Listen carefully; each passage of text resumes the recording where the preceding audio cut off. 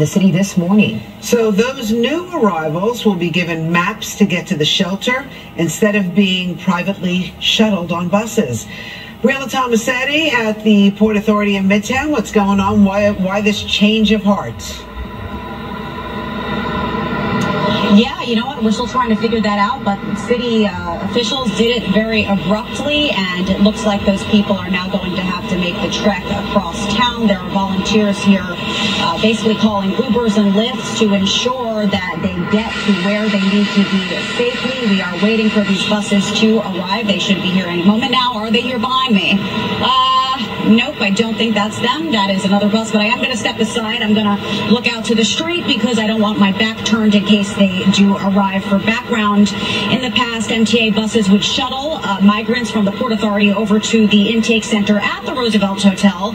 As we were discussing, though, those buses will no longer be provided. According to the Legal Aid Society, the Texas government won't drop migrants at the hotel directly, which would bypass this entire process.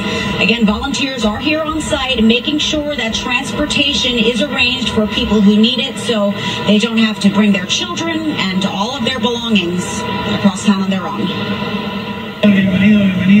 Asylum seekers are facing a new challenge as they arrive in the Big Apple. They're no longer guaranteed free buses from the Port Authority bus terminal to the Roosevelt Hotel.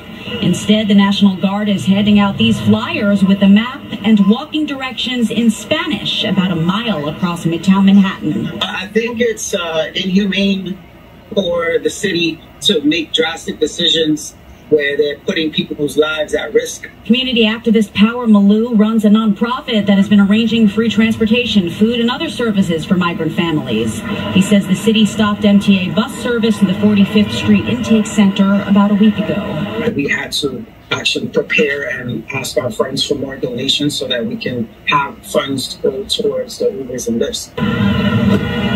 The mayor's office defended its controversial decision, saying that the city is stretched to the limit as hundreds of asylum seekers continue to arrive on a daily basis. A spokesperson telling Fox 5 the limited number of MTA buses provided by the governor are needed to transport migrants from the intake center to their final shelter placements, and that more help is needed on both the state and federal level to tackle the ongoing crisis. We don't mind them walking 15 blocks away. We can walk with them. But the challenge comes when you have families, little babies. They don't have shoulders.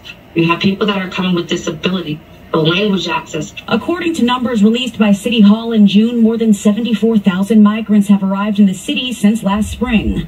The city is also projected to spend more than $4.3 billion on migrant-related issues through July of 2024. As people on the ground, we'll continue to do what we always have done.